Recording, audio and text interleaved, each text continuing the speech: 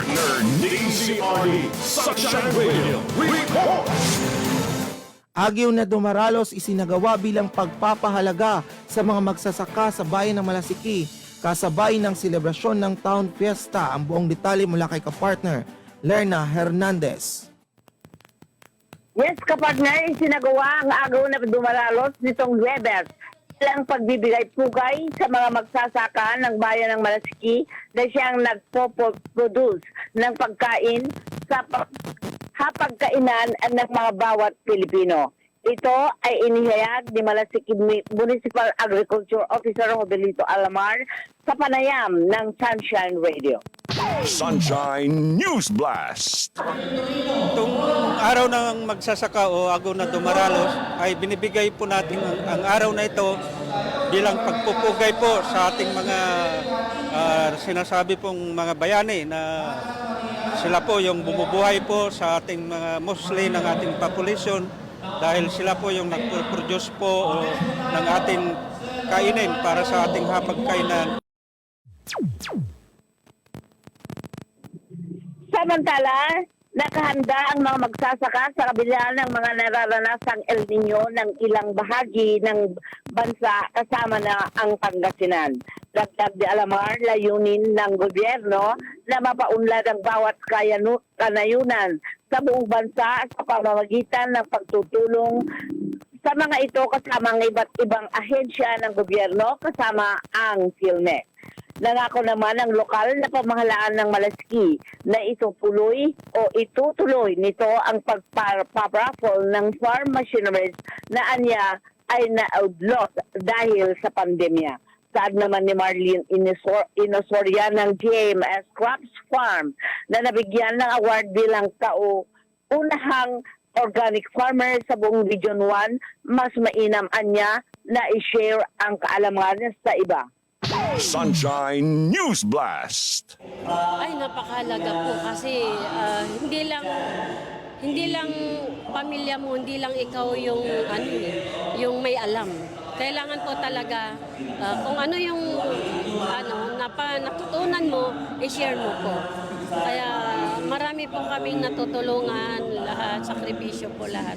Dahil gusto po namin talaga, hindi lang Malasiki ang aming ma-share at matutulungan. Willing po kami na tumulong.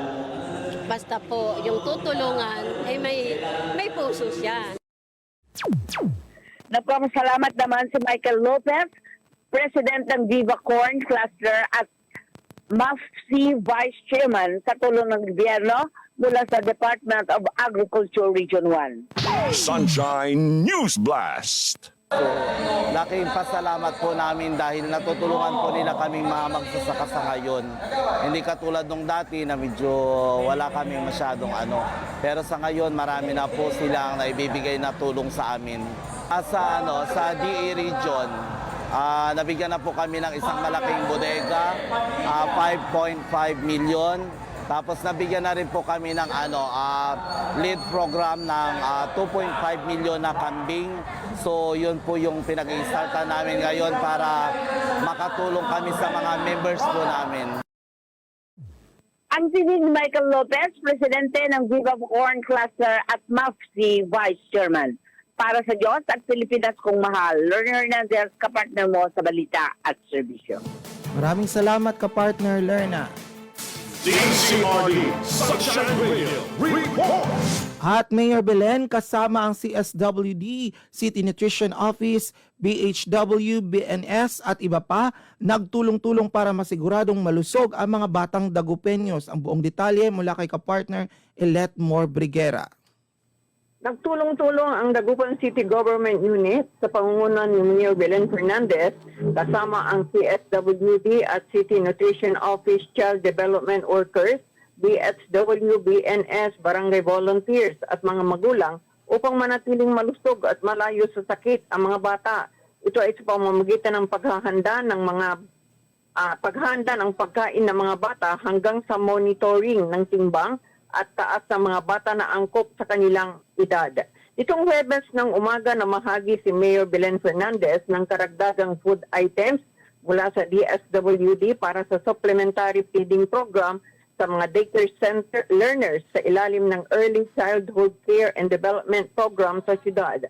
Dagdag ng mayura ang Zero Hunger ay pagkakaroon ng mundo na walang malnutrisyon sa taong 2030. Para sa Diyos at Pilipinas kong mahal, kapartner Iletmor Briguera, kapartner mo sa balita at serbisyo. Samantala mga kapartner, maraming salamat kapartner Ilet. Sa ibang balita, isang moral responsibility ang pagprotekta sa mga bata ayon kay Dr. Ron Alan C. Quimado, MD o Medical Doctor, MPM at Medical Officer 4 ng Disease Prevention and Control Bureau at Child, Adolescent and Maternal Health Division ng DOH Ilocos Region. Ito ay upang malabanan ang anumang infectious diseases at masigurado na lumaki ang mga ito sa ligtas na kapaligiran. Ang deworming ay napatunayan na para ma-interrupt ang transmission ng soil-transmitted helminthiasis, kasama na sa pagkakaroon ng malinis na tubig, sanitation, hygiene at education initiatives. Kinikilala ng kagawaran ang health and well-being ng mga bata bilang prioridad nito dahil ang kinabukasan ay nasa mga bata. DZRD Sunshine Radio Report!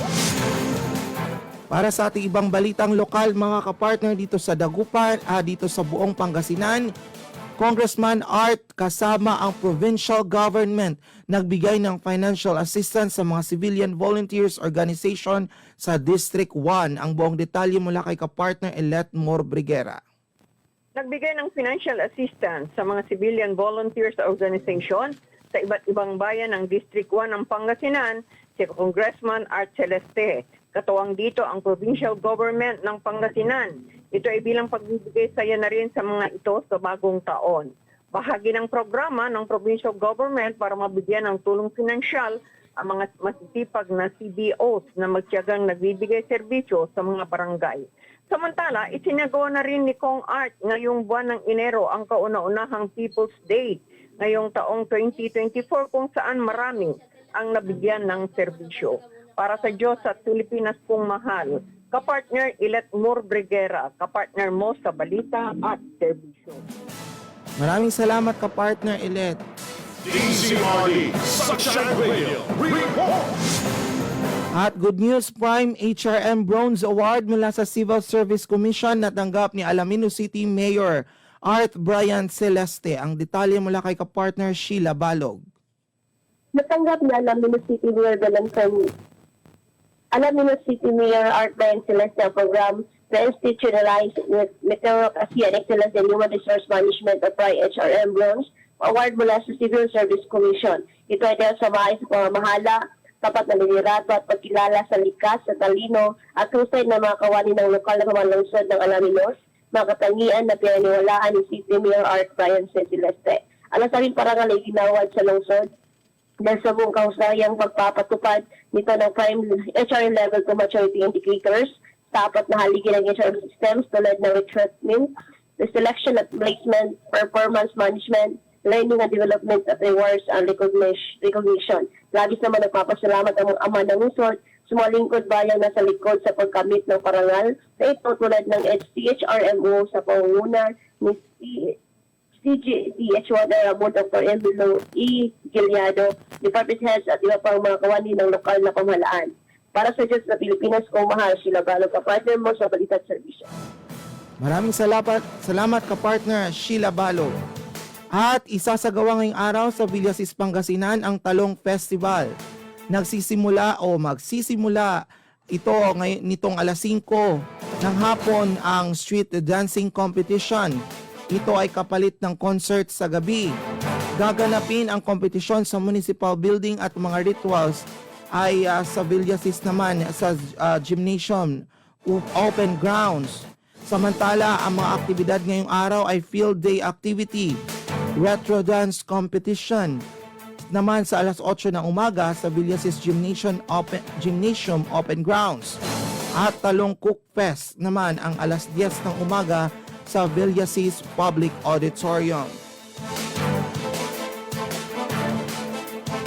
DZRD Sunshine Radio Report!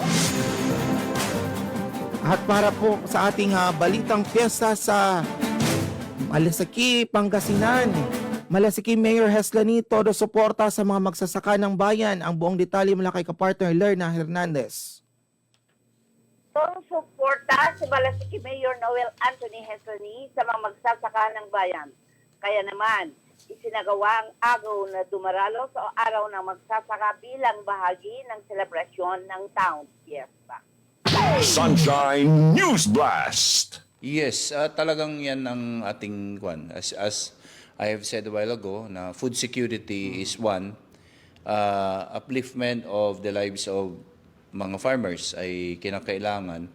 And as you know, as the yung ating statistic shows na yung mga farmers ngayon ay matatanda na. Walang nagdudwell sa farming ng mga bata. They are now, siyempre nakapag-aaral sila. They don't want to toil the soil. And most of them are going out of the country and sometimes have achieved their educational goals in life. So, yun siguro may progress din, may development sa kanila. Kaya lang naiwanan yun talaga yung pagsakasaka. Anya, taon-taon nang ginagawa ang nasabing selebrasyon para sa mga magsasaka. Nagpasalamat din ang mayor dahil sa tulong ng Department of Agriculture para sa mga magsasaka ng bayan. Batid naman ng alkalde na kulang ang tubig na nakakarating sa mga irigasyon ng mga magsasaka ng bayan dahil nasa dulo ito, kaya sinutulong niya ito na matugunan ng National Irrigation Authority. Plano rin ni Mayor na matulungan at mabigyan ang mga ito ng puhunan sa pamamagitan ng loan mula sa lokal na pamahalaan. Hinikayat naman ito ang lahat ng iba pang grupo ng bayan na mag-isa sa mga programa ng Town Fiesta, kabilang na ang Educators Night. Sunshine News Blast. Sa ating mga kababayan and syempre yung mga would like to see the presentation here in Malasiki, are all welcome to do so from the 15th to the 25th of January, yung ating founding anniversary culture presentations ng ating bayan ng Malasiki. Tinig ni Mayor Noel Anthony Heslani. Para sa Diyos at Pilipinas kong mahal, Lerna Hernandez, kapartner mo sa balita at serbisyo. Maraming salamat kapartner Lerna. DZRD Sunshine Radio report. At Aling Leticia de la Cruz, isa sa biktima ng sunog sa San Fernando Market na nabigyan ng tulong ng DSWD FO1. Ang detalye mula kay kapartner Sheila Balog. Isa si Aling Leticia de la Cruz na biktima na nasunog sa palengke sa San Fernando City, La Union, nakatanggap ng pinansyal na tulong mula sa DSWD Field Office 1. Magkukulit ang kadarating ng paninda ni Aling Leticia ng tupukin ng sunog ang City of San Fernando, La Union Auxiliary Market noong daling araw ng January 11.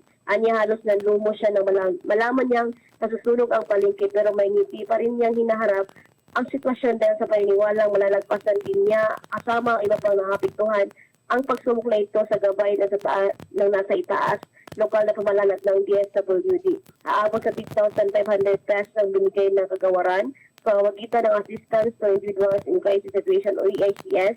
Kasabay nito ang pamahagi ng DSWD Family Food Pack. Para sa Diyos sa Pilipinas kung mahal, Sheila Balog, partner mo sa Balita at Service.